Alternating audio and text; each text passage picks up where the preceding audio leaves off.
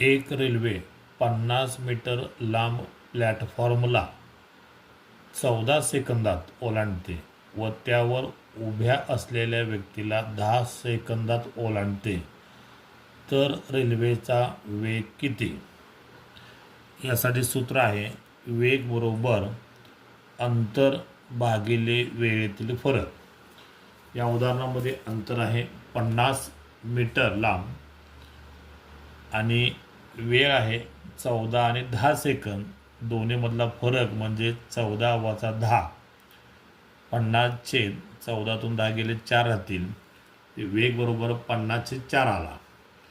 इथं आपल्याला वेग किलोमीटरमध्ये काढायचा आहे, त्यामुळे इथं आपण आलेल्या उत्तराला 18/5 ने गुणायचं आहे. 18/5. 5 एके 5, 5 10 50 आणि आपण हा गुणाकार केला 10 गुणिले 18 तर 180 येईल.